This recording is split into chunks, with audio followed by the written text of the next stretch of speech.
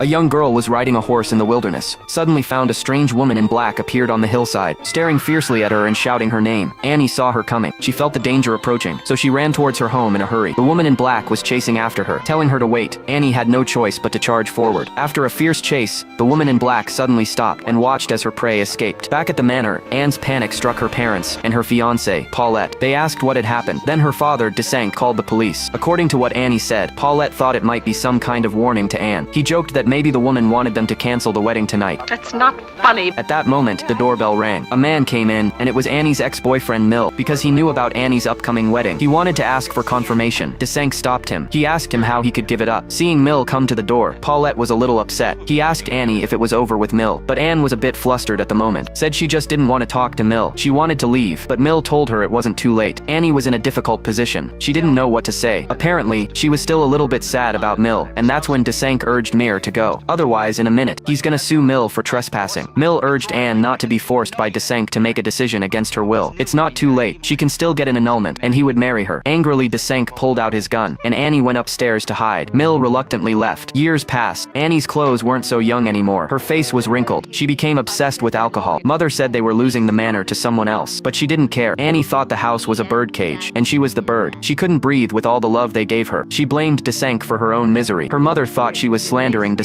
Marie.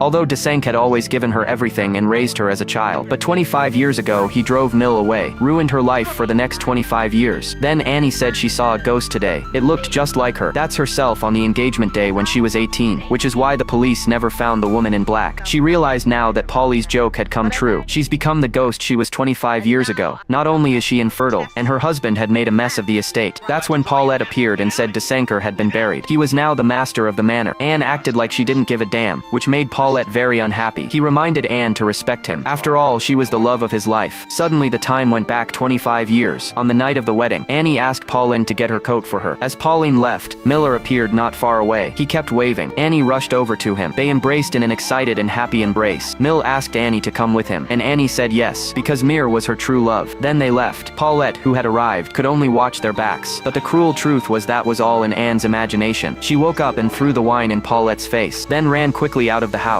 She rode up the hill, waiting for her 18-year-old self to appear, and when she came, Annie shouted her name, but it frightened her 18-year-old self. She rode off in a hurry. Annie was right behind her. She wanted to tell herself everything about the future, but unfortunately, her efforts were doomed to failure, because the future's warning to the past must be accepted in the past. For Annie, it would be a continuous cycle.